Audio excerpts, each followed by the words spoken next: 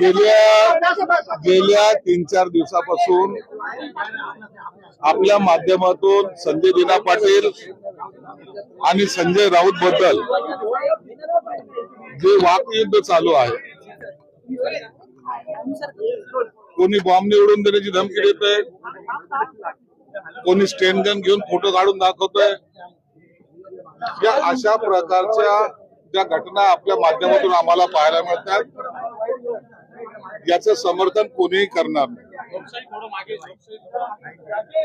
संजय दिना पाटलांना बद्दलचं जे अपशब्द संजय राऊतने वापरले होते, कदाचित भावनेच्या भरामध्ये संजय दिना पाटलांनी त्याचं ते प्रत्युत्तर देण्याचा प्रयत्न केला. कोणीही कुणाला धमकी देताना असे उघडपणे धमकी देत नसतं किंवा उघडपणे बोलतही नसतं, परंतु त्यांच्या भावनेचा उद्रेक झाल्यामुळे कदाचित त्यांच्या तोंडातून ते वाक्य निघालं असावं. आजही मला जे काही माहिती तुमच्या माध्यमातून मिळते की काही पत्रकार गेले, त्या टायमाला सुद्धा ते चिडले होते. काही लोकांनी असा प्रश्न उपस्थित केला की एकनाथ शिंदे साहेबांनी त्यांना समज दिली किंवा एकनाथ शिंदे साहेब त्यांच्यावर नाराज आहेत. याबद्दलच्या बातम्या फक्त आपल्या माध्यमातून चालत आहेत. संजय दिना पाटलांबरोबर शिंदे साहेबांचं सुद्धा बोलणं झालेलं आहे. त्यांनी त्यांच्यातलं काय जे काय आपसमध्ये बोलणं झालं हे दिना पाटलांना, संजय दिना पाटलांना आणि एकनाथ शिंदे साहेबांना माहिती आहे. परंतु महाराष्ट्रामध्ये राजकारणाची जी काही उंची आहे, जे काही संस्कार आहेत, त्याच्या व्यतिरिक्त अशा पद्धतीचे जे काय वार झाल्यासारखं तिकडची एक गँग आणि इकडची एक गँग असा जो काय प्रकार दिसायला येतोय, मला वाटतं हे चुकीचं आहे. याला कोणीही समर्थन करणार नाही. तुमच्या दोघांचं भांडण आहे, संजय दिना पाटील आणि संजय राऊतांचं भांडण आहे. त्यांनी एकमेकांबरोबर भांडावं, त्यांनी पत्रकारांना काय शिवाय टाकल्या,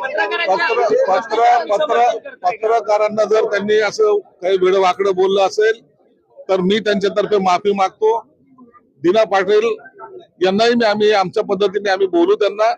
आणि या पुन्हा एकदा सांगतो, एखाद्या वेळेला फ्रस्ट्रेशन किंवा त्यांना जास्त राग आल्यामुळे त्यांनी बोललं असेल तर मी सर्व पत्रकाराची त्यांच्यातर्फे नाही माझ्यातर्फे सुद्धा मानसिक स्थिती बरोबर नाही का अशा पद्धतीने त्याच्याबद्दलचं आम्ही त्यांना निश्चित बोलू. त्यांना काय आणखीन अशा पद्धतीने त्यांनी बोलू नये असं सुद्धा त्यांना विनंती करू.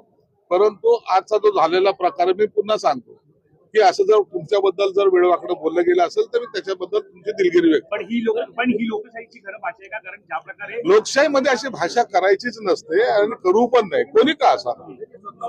परंतु आता एक जण जर काय ते पिस्टल कुठं हे करू ते करू असं जर बोलत असेल आणि त्याला शिव्या देत असेल तर अखेरला स्वाभिमान म्हणून त्यांनी त्याला प्रत्युत्तर दिलं, परंतु इथे योग्य नव्हतं. अंबादास दानवे जिल्हा बँकेच्या पॅनलवरती आहेत, तुमच्यासोबत महायुतीमध्ये अंबादास दानवेंच्या पॅनलमध्ये आहेत, तर कसं बघताय? जिल्हा मध्यवर्ती बँकेच्या इलेक्शन मध्ये पुन्हा एकदा अंबादास दानवे हे आमच्या पॅनल मध्ये आलेले आहेत.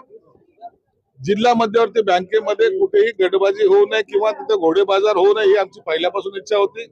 आणि अंबादास दानवे आल्यामुळं आता सर्व मिळून शेतकऱ्याच्या हिताचं पॅनल त्या ठिकाणी निवडून येईल आणि ते महायुतीचं